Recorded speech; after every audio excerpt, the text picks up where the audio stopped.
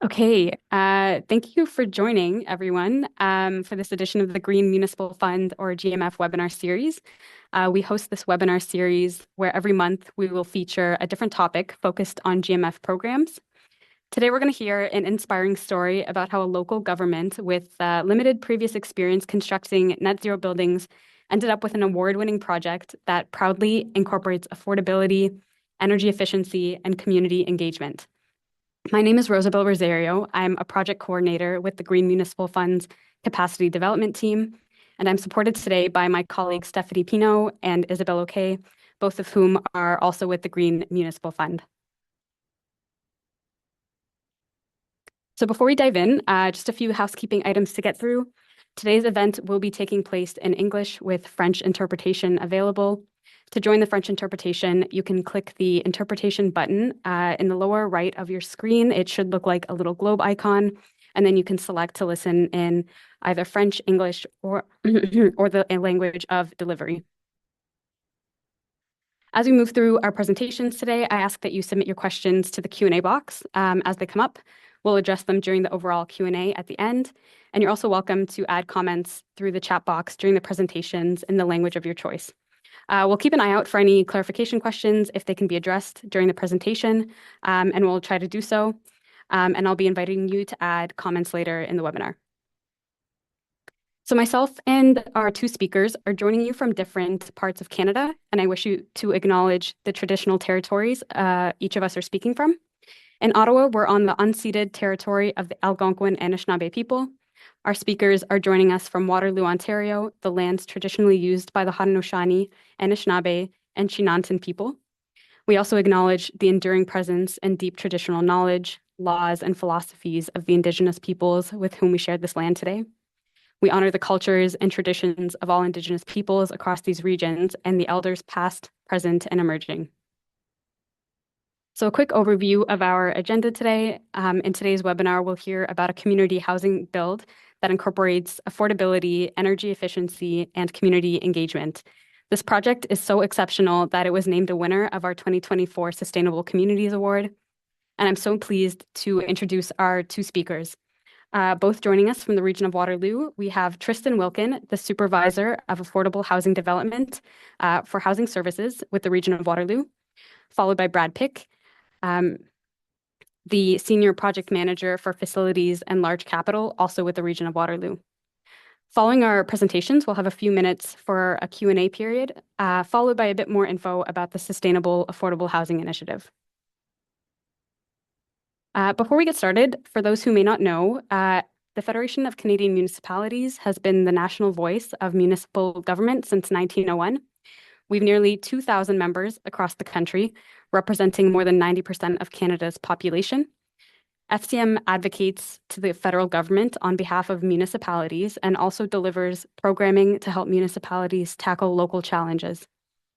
Our largest program is the Green Municipal Fund, a leading program in driving local green innovation across the country with a double mission, which is one, to support municipal initiatives and sustainable development through funding. And the second is to share knowledge and lessons learned through online resources and tools, trainings, peer learning activities, and networking opportunities. So GMF was established in the year 2000 through an endowment from the federal government. We offer funding in 5 key sectors: energy, transportation, waste, water, and land use. And in 2019, the federal budget significantly expanded the work of GMF, allowing us to create 3 new streams of programming focused on increasing energy efficiency in residences, large community buildings, and affordable housing units. The webinar today is brought to you by our Sustainable Affordable Housing Program, and in its 20 years, GMF has funded some local affordable housing projects. However, this investment significantly expanded our capacity to do so and has created a stream of funding that is focused on and designed to meet the needs of affordable housing projects specifically. The program launched in May of 2020 and was designed with the guidance of an advisory group made up of experts currently working in the sector. So with that, I will pass it over to you, Tristan and Brad. Thanks, Rosie, and special thanks to the FCM team for inviting us to share information about our project today. And I'm just checking, can you hear me okay? On your end, perfect. Next slide, please. So we thought it might be helpful for the audience to start our presentation with providing some context about how this project came to be in our community.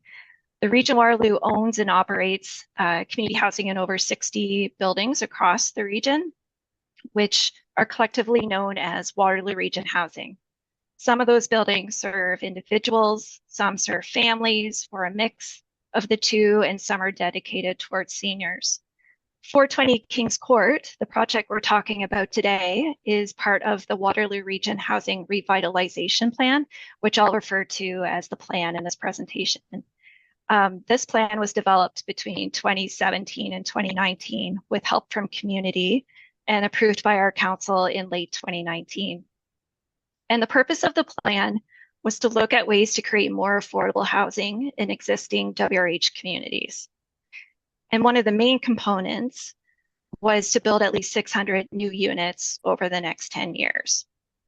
To achieve this, all 65 WRH properties at the time were evaluated, and they were evaluated for a number of factors. So we looked at the development potential, the impacts to existing tenants, physical building conditions, financial costs, and what the projected construction schedules might be.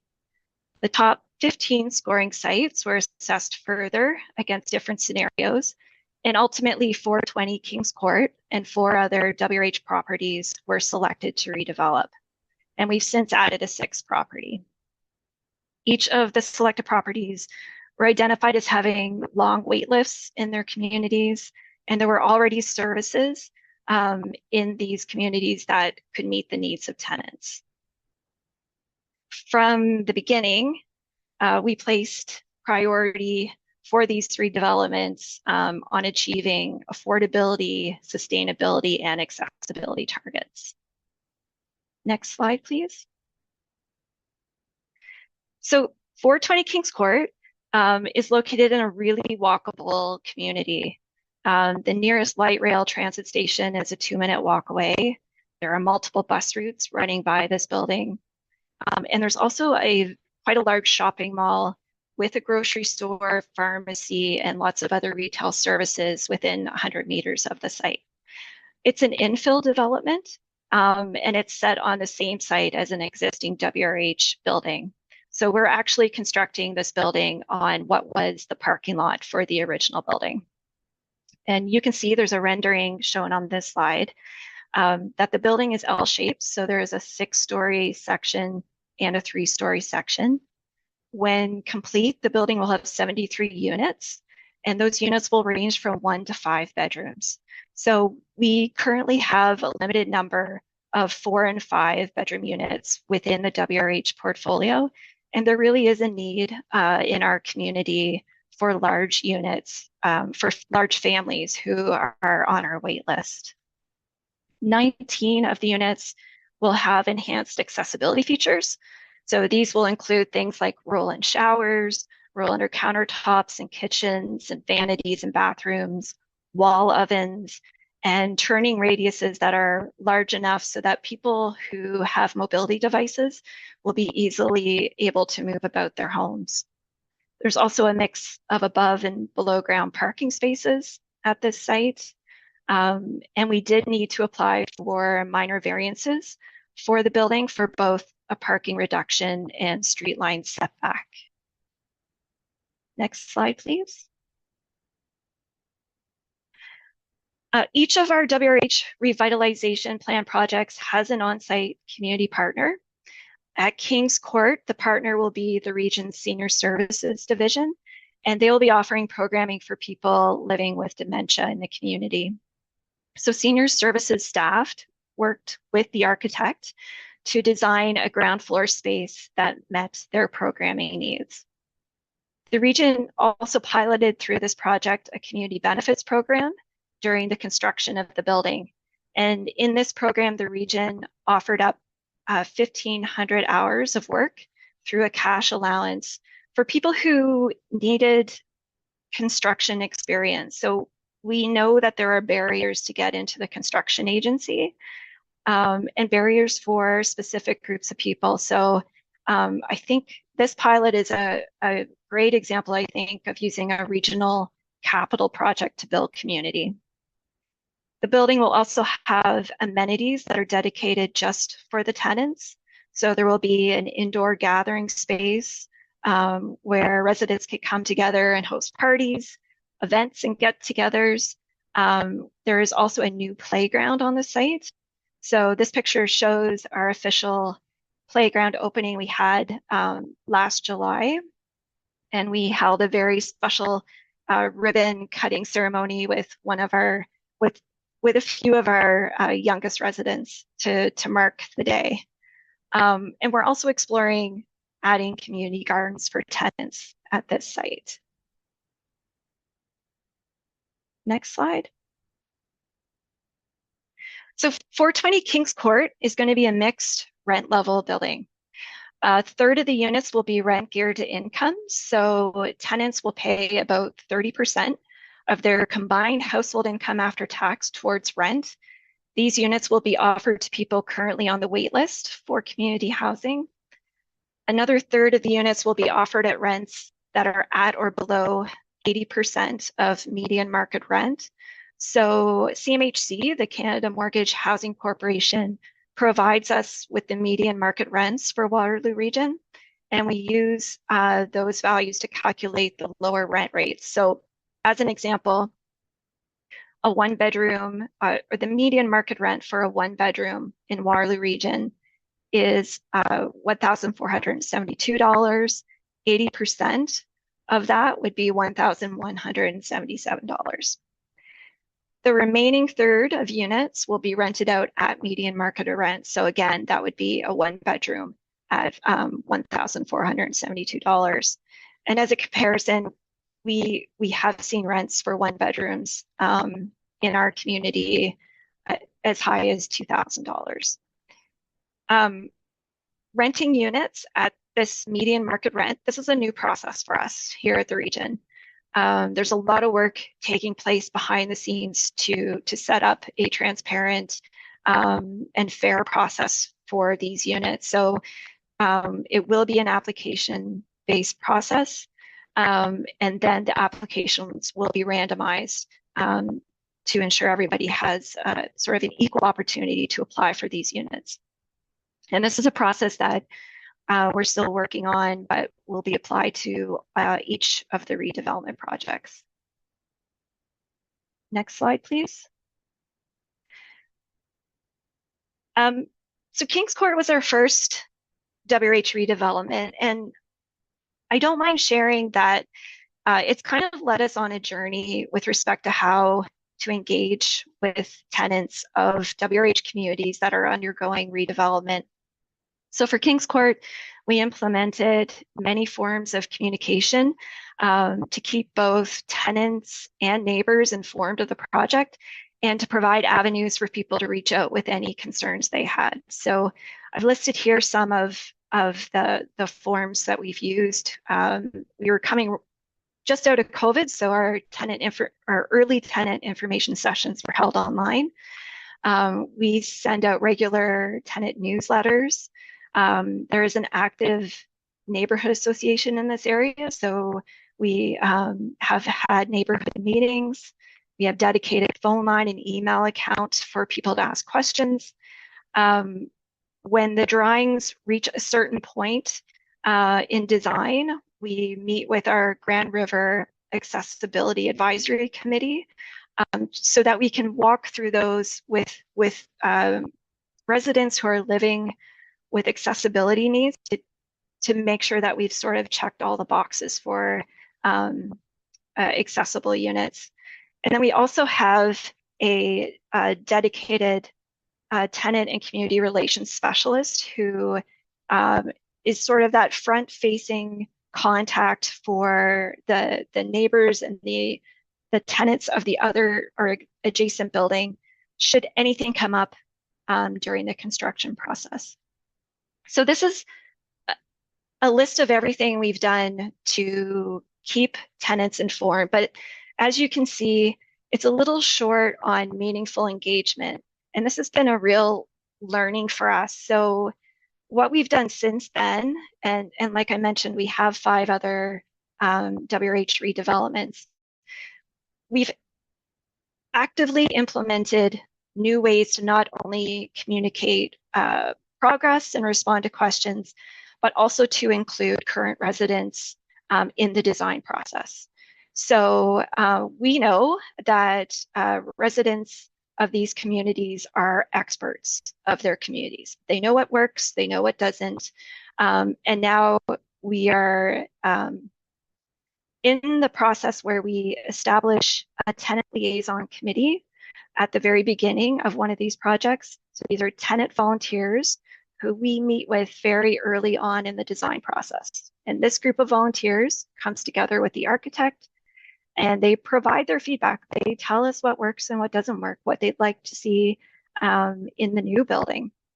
And then the architect takes all of this information and develops design principles. And we don't stop there. So the architect comes back and says, did we hear you right? Did we interpret what we heard from the last session? So we meet with this group multiple times throughout the design of the building. And we actually have 3 groups of residents that we meet with. So we have one for kids age 6 to 11. As you can imagine, this workshop looks different from our adult workshop. It's messy and colorful, and we really do learn a lot from these young residents. We have one for youth age 12 to 17. And we've also learned lots of information from this particular age group that we've incorporated into the designs, especially around amenity spaces. And then we have one for 18 plus. So again, we summarize all the information that we glean from these meetings, and then we share it back with tenants to make sure that we've heard them, that their feedback is shown in the drawings. And as I said, this has been a process that has evolved for us. We've learned a lot since this first project, and I don't see us ever changing because it's been meaningful from our end, and I think it's also meaningful for the tenants. Next slide, and I think I'm going to pass it over to Brad, who's going to speak more about the sustainability features. Okay, thanks, Tristan. And yeah, so I'm Brad Pick, and yeah, I'm the senior project manager working on these Waterloo Region Housing redevelopment projects. And Kings Court, as Tristan said, was the first one, and we aimed high. It was a challenge, but there's a few background pieces. Unfortunately, there's a bit of some squares that have appeared on the page. We were having some difficulties with this earlier, so I'll try and cover what they all say. Oh, there we go. Yeah, so this building, the region of Waterloo, we actually have a mandate where all of our buildings are being designed to meet LEED Silver. All of our buildings corporate-wide, whether it's in Waterloo Region Housing or it's in one of our corporate buildings. Every single building needs to be LEED Silver. But that was implemented quite a long time ago. And our council had made this decision, and we now have new commitments. The world is changing, the world keeps evolving. And so now we're really focused, the region is focused on reducing its carbon footprint, not necessarily just going for the goals of LEED. And so we've committed to something, an initiative called Transform WR, which is an initiative that actually all of our local area municipalities are included in. We've all, a lot of us have committed to this, and that's to significantly reduce our greenhouse gases over the next 25 years. And so as the region evolves, changes its priorities, we are exploring new things that we can do for our buildings. And that includes going for a zero carbon building design. And this building is actually the first one that we've ever gone for, that we've ever done. And it was a decision that we made internally. We didn't have necessarily direction from our council to do it, but we knew as an organization we wanted to move forward with this because we wanted to pilot doing this. Um, we're we're going to this building is as a result it's kind of helping to shape um, our. Oh, okay. Looks like they're having some trouble with the display, but I'll keep talking. Um, so yeah, it's actually helping to shape our policy. So we're going to be bringing forward some new policy changes to, or some proposed policy changes to our council to see if we can be implementing zero carbon building design certification on all of our buildings moving forward. Because this project, not only did we find that it wasn't, um, you know, I'm overly cost prohibitive. There were some costs, there's added costs, and there's no denying that. But it wasn't that challenging to accomplish. If you had the goal in mind from the get-go, it really helped to shape our design. Um, and so what 420 Kings Court Drive, one of the biggest pushes to help reduce our carbon impact was to move towards electrification. And so nearly all of the equipment in this building is electric, with the exception of our gas generator.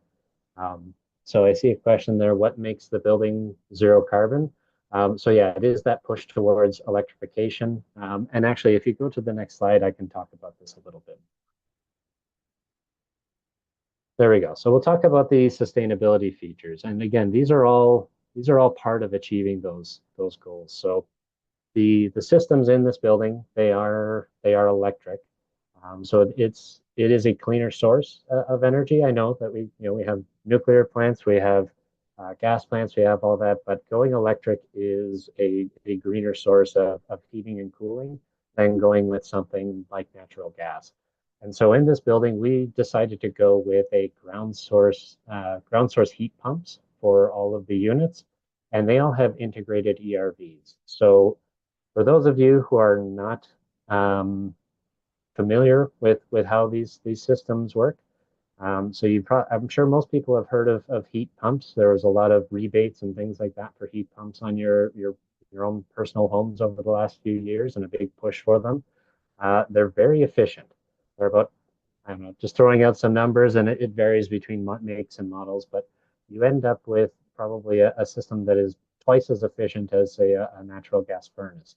Well, but all of those are what's called an air source. And so because these are ground source, they actually use heat that we take from a geothermal system as that source of heat.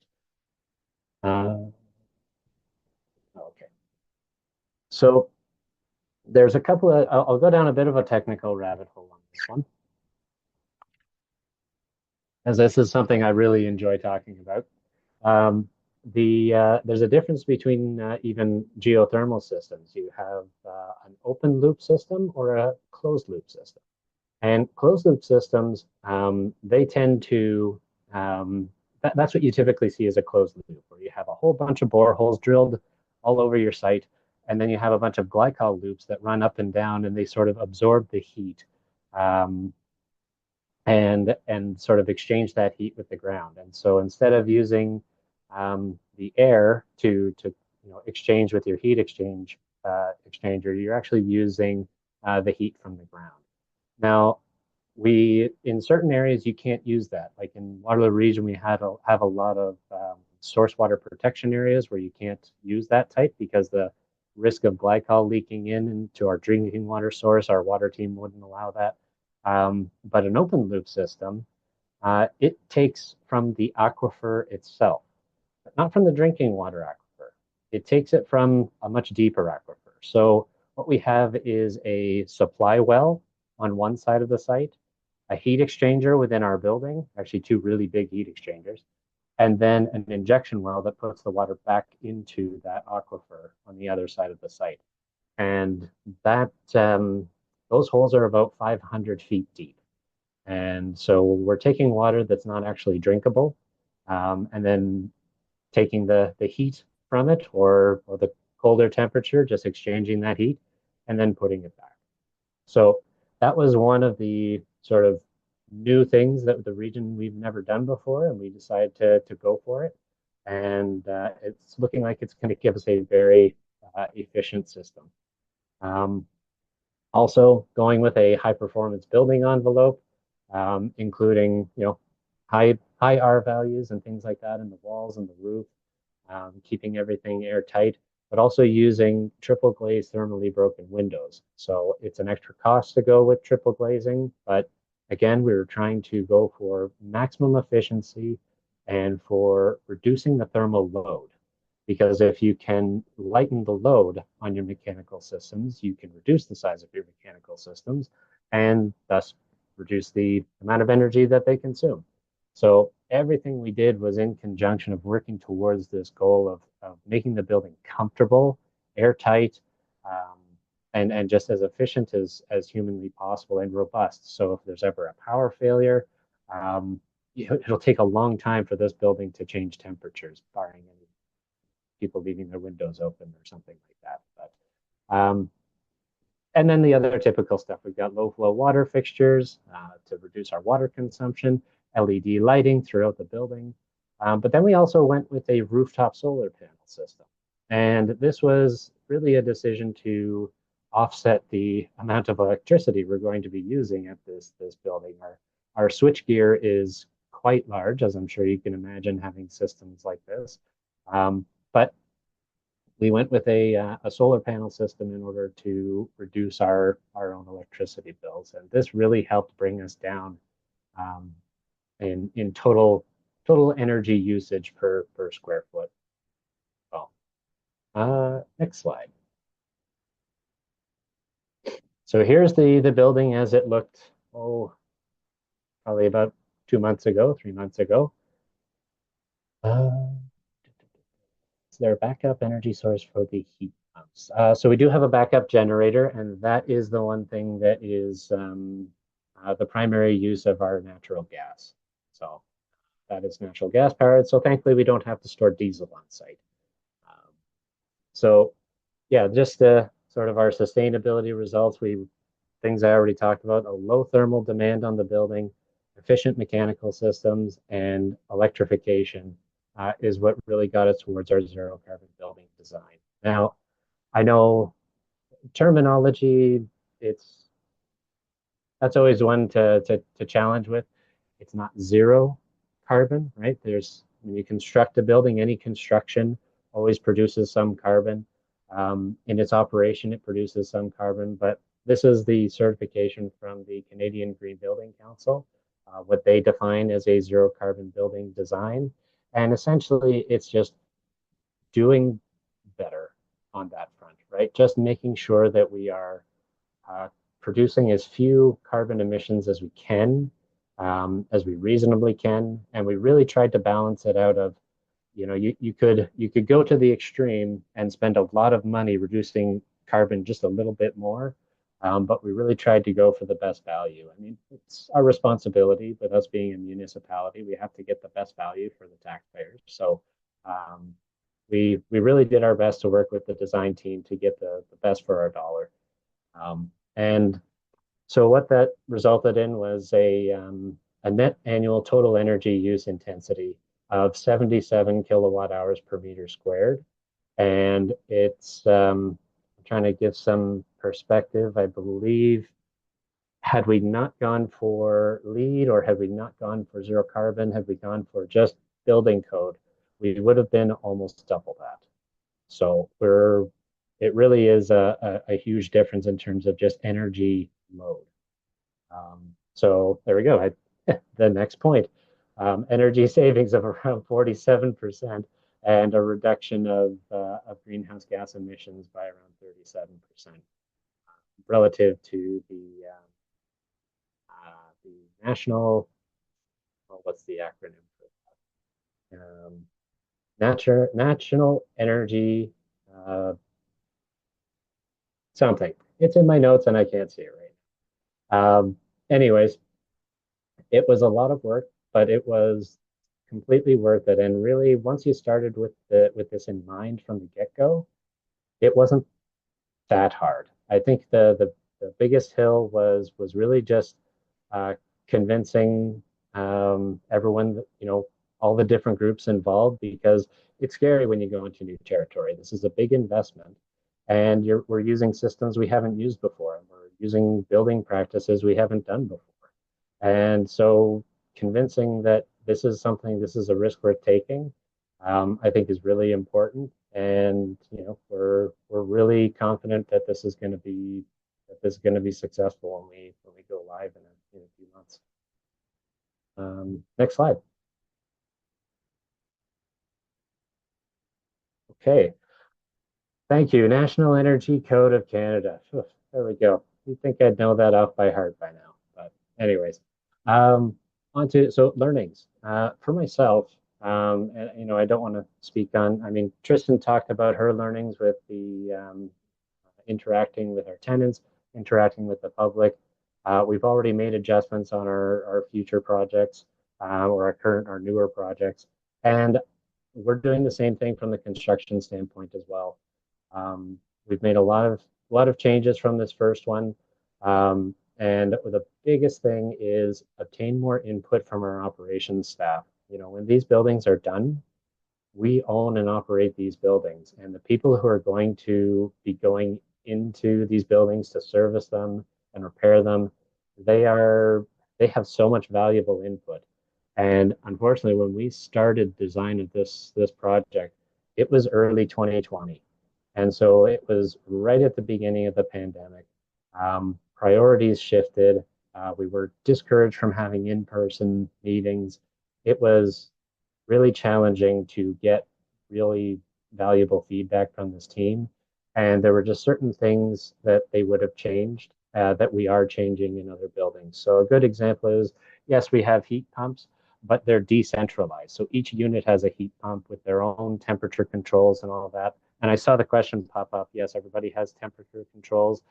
It's going to be within a certain range. We're going to have an upper limit and a lower limit, but they can still move it up and down. But instead of having decentralized, we would have gone with centralized. So centralized heat pumps and then having decentralized fan coils. That's much more easy to maintain and operate. So those are changes that we're incorporating into future buildings. And even just the machinery having access panels from the hallways in some of our newer ones, where they don't even have to go into units, because to enter a unit, you have to give a 24-hour notice, and then you can go in and do your service. And just taking that one step out of there makes a big difference to them. So we've been trying to find ways to make these buildings far more serviceable, and easier to operate. So those are the big takeaways that we've had from the construction standpoint. And yeah, next slide.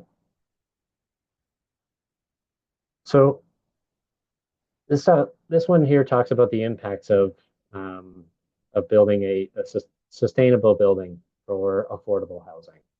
And really, we're trying to provide a home for low-income households that's at the forefront of the energy transition towards renewables, as well as reducing our carbon footprint, and ensuring the most vulnerable people, the most vulnerable groups of the population is already taken care of. They won't have to endure building retrofits or disruptions, and nor will they need to bear the costs of rising fossil fuels, like those prices. And so providing them a comfortable place to live where their heating and cooling bills should stay low moving forward. I think it's just the best way to do it. And that wraps up the sort of core of our presentation, but I do see that lots of questions have come in. So I think we'll have to start going through those. I see there's a hand raised in the audience. I will just allow it to talk in case you wanted to voice your question. Daniel.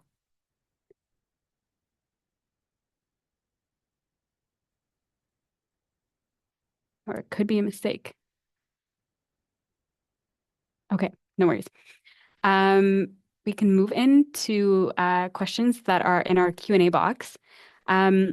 And so one of the first questions we received was, how do you choose the community partnerships you will work with? And do you have any tips for building those relationships? I can speak to that one. So for 420 Kings Court, Senior Services was interested in the space, and they're another regional department. So they were a good candidate. A couple of our other buildings already have existing partners. So we have a youth center at one site, and another community partner at another site, and those partners will return to the new development once it's constructed. Where we don't have an established community partner already, we've developed, or we will have an RFP process for interested partners, and we've developed a rent framework for that community partner space. So it will sort of establish different aspects of a lease agreement that community partner would adhere to in a partnership. So it's right now it's sort of we have established partners that we're continuing with. Senior Services is a regional department, and then where we don't have them, we'll be going to RFP. Excellent, thank you. I see hand raised again, Ghislaine. I can allow you to talk if you'd like to unmute and ask your question. Oui, bonjour. En raison du Yes. changement climatique, With climate change, well, here, of course, you're talking about your windows that were triple glazed for the thermal charge, but the material, the construction material, are these chosen based on these changes? And I'm thinking about problems that houses have based on what they're built on, whether it's brick or not. Do you understand my question? Oui. Non. Did you understand my question? Sorry, speakers, can you confirm if you, okay. From my understanding, sorry, I only heard the beginning of the question. It was in regards to the triple glazed windows and with climate change. Sorry, Ghislaine, do you mind repeating just the second part? I missed it. Oui, c'est ça. Of C'est course. que il y a beaucoup de problèmes en ce moment. So there au are many niveau des problems assurances, when it comes to au insurances, global, puisque les maisons, because en période de la houses, grêle, par exemple, when there is forts, hail, for ainsi de example, and suite, there is issues and damage, bon, ben, les maisons sont well, houses comme des pertes totales et ça coûte are des complete frais losses énormes. and it costs Est-ce que a vos lot of money. bâtiments sont construits Now, your buildings, are they en fonction built justement de ça? based on that? Okay. It was about building construction and saying that insurance premiums can be really, really expensive for these housing projects with lots of diverse like weather events like intense hail as well. And I think Ghislaine just wanted to know, are your buildings like built for this and insured correctly? Is that correct? Oui. Okay. Yes, Thank that's you. correct. Tristan, I'm trying to think of which one of us can answer that the best. I mean, during construction, obviously we have our contractors have to get their builder's insurance, and they are responsible for the site while they construct it. We do a design bid build type process, so the site is handed over to them for the construction, and it is completely on them during the construction.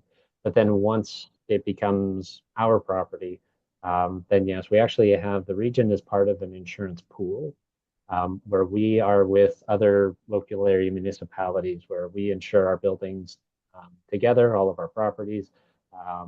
And so, yeah, we deal with all the joys of insurance, whether it be a slip or trip or whatever it may be, or damage to the building. But yeah, we definitely have a robust insurance policy for these facilities. Excellent.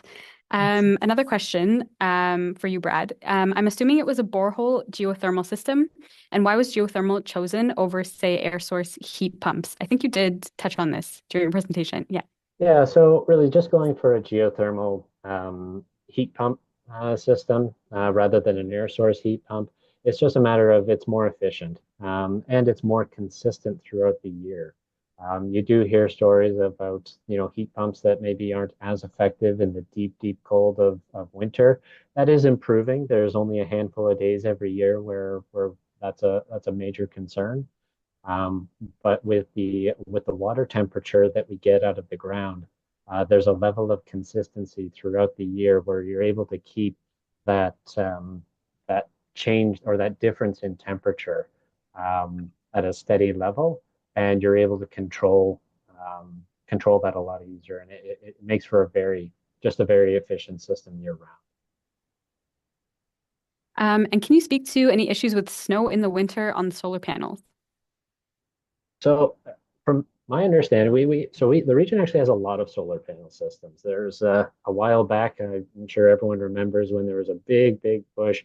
Everyone seemed to be installing solar panels all over the place, and the region was no different. We have solar panels at a lot of our water management sites and actually even on a lot of our housing sites already prior to this. So this was actually not a new thing we had done. But my understanding is that the slope, the material, the glass that's there, as well as just the operating temperature of the solar panels themselves, helps get rid of and shed almost all of the snow off of them. We don't get obviously as much power generation during the winter just because they're darker and all that sort of thing, not as much daylight. But snow clearing off of the solar panels has not been an issue on our sites. Thank you. Maybe this would be a question for Tristan. Is there a plan to educate tenants about best practices for using heat pumps or any other features of the building for which they might be unfamiliar?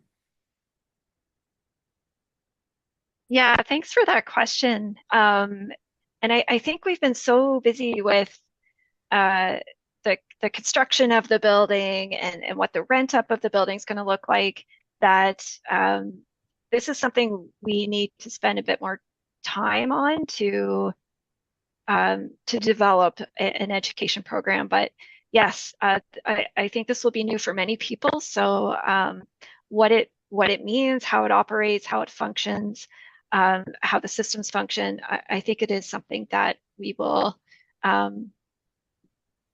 be communicating and educating tenants on. Okay. Another question, if you could look back and think of what would have been helpful to know or what type of training or information would have helped your project? Brad, do you want to take that one? I think we can both talk to that, and we sort of already have a bit of just really getting in touch, what from Tristan's end, getting in touch with the community and the tenants a lot more thoroughly. And then also from the construction aspect of talking to our operations team was the biggest takeaway from me. And also just we would have known how involved it is to maintain these, for example, these heat pumps. We would have decided differently. Now they're already designed, they're already installed. That's just something we're going to deal with. Our operations team, they understand, they're on board, and that's sort of I don't want to sound like a broken record, but I cannot understate just how important that team is to us. They give us so much insight, and I noticed this. It sort of ties into. There was a previous question that I think got skipped was how did you choose which energy conservation measures to implement? And we actually have an internal energy team, and they assess the energy consumption and water consumption and basically all of our consumption at all of our sites, corporate wide and in our housing group. And so they look at the monthly utility bills and they assess, where can we improve the most, where can we change, And so that's where we'll target things for retrofits, and we'll target things for, maybe changing the source of heating and cooling. But they're able to, we do a lot of tracking even with consumption on an individual unit level. So for example, we have tracking of water consumption on each unit, and they're able to detect leaks. So if you have a leaky toilet, half the time you don't know. And it'll go for weeks and you waste gallons and gallons of water. And we actually have a method of identifying that. And so similarly, we look at the energy bills and we look at, okay, what's costing us the most money? Is it our natural gas? Is it our electricity? What are the biggest consumers of those different things? And trying to find what's the, first you start with the low hanging fruit of like, what's the easiest one that we can accomplish? And then there's the ones of, okay, if we really work hard and tackle, the switch from going from, natural gas boilers to heat pumps. That was a big shift, or centralized, large air handling units. But the numbers spoke for themselves. It made sense to go for it because it was going to have a big impact. Okay, thank you. I'm going to try to combine two questions more or less here. So the first one was, how is this funded and how will the rent subsidies be funded?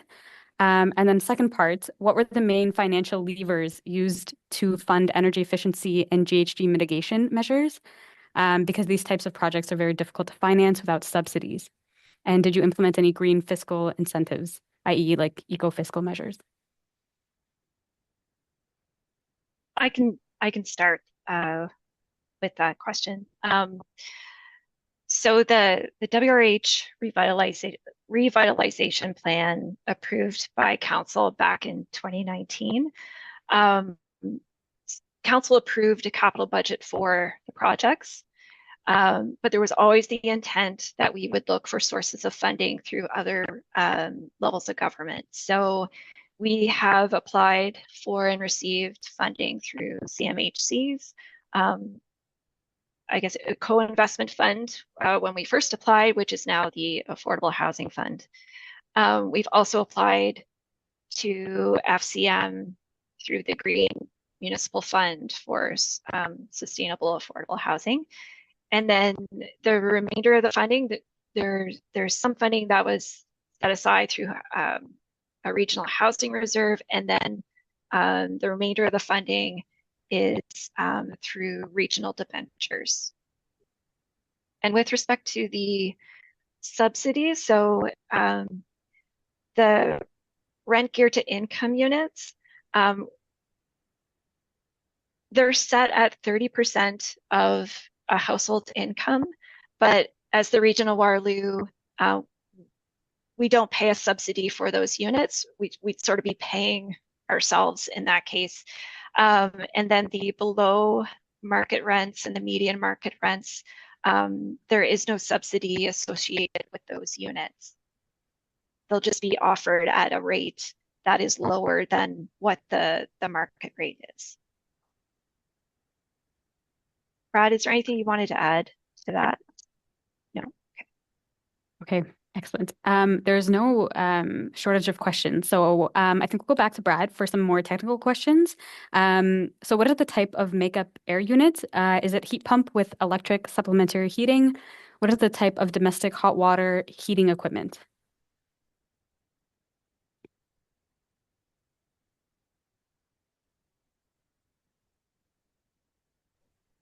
Sorry, I was just bringing up the drawing so I could answer that as best as I could. So we do have a large makeup air unit on the roof. I'm trying to recall if that one is gas or if it is electric. I can't remember, and I apologize. It is, but I can say for domestic hot water, we are actually using on this building electric hot water heaters in the units. We do have backup boilers or sort of makeup boilers on the ground floor that will provide supplemental hot water to them on demand, so that if we end up with A tank that's, struggling because we know recovery time on electric boilers or on electric heaters are not as good as a gas, but we wanted to go electric. Um, and so we had to have those backup boilers that provide makeup water. Now, the other issue that poses is that electric hot water heaters have a very bad tendency of corroding quickly. And so we do have a whole building water softener in this building. So we are going to be using salt and softening the water for this building. But that allowed us to use these water heaters. And each water heater has one of those anodes in order to help prevent the corrosion. And that's going to be part of the maintenance program, that those anodes have to be checked and replaced on a fairly regular basis. Okay, excellent. We have maybe a couple more minutes and still lots of questions. I think a great question is, will the revenue from the rental income cover the operational costs?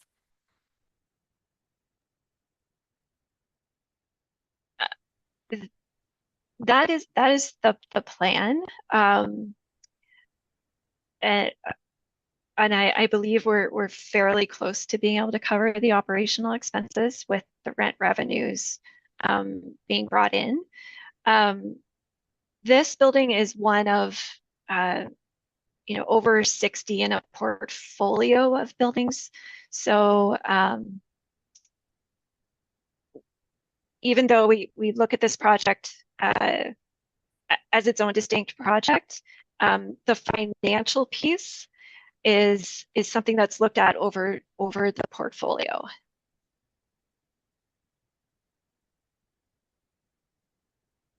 And maybe just to further on that, another question from Ghislaine was, for any next buildings, do you plan to, or have you thought about using like prefabricated parts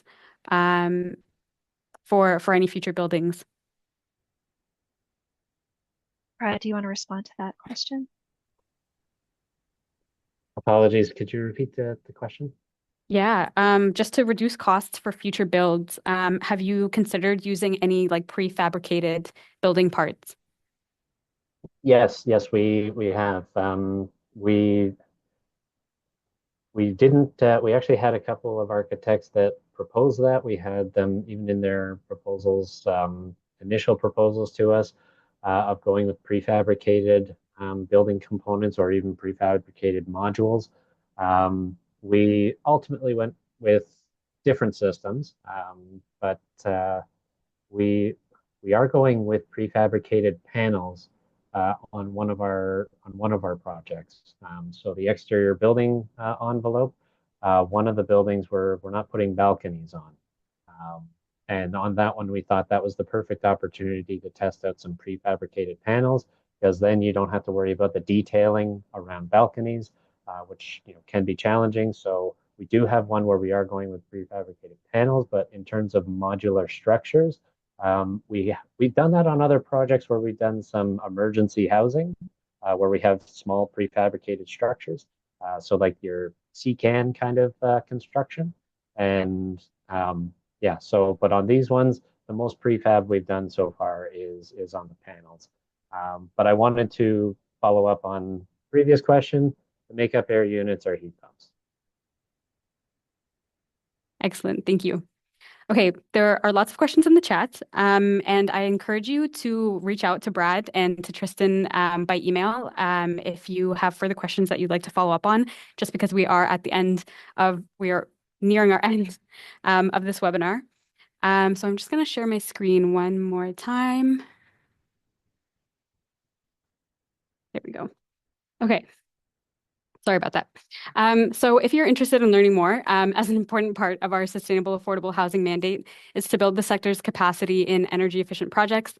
We have a number of initiatives on the go currently and resources on our website, including case studies and a resource library that has tools and guides for each stage of project development. Recently, we launched a super helpful housing providers toolkit, which equips Canadian nonprofit housing organizations, municipal providers, and housing co-ops with tools that they might need to effectively navigate the opportunities for enhancing energy efficiency and affordable housing. It includes resources from understanding the intrinsic advantages of energy efficient buildings to practical steps of implementation and applying for funding. And I would also like to just mention our Regional Energy Coach program is co-funded by the Green Municipal Fund and the Community Housing Transformation Center. Our regional energy coaches are hosted at the center as well as at several regional and subsector organizations to provide customized support by region or by subsector. And regional energy coaches help affordable housing providers initiate and plan energy efficient retrofits and new builds, from project management and technical support to walk through energy assessments and one-on-one coaching. They'll guide you through the process of identifying opportunities and evaluating feasibility of your project.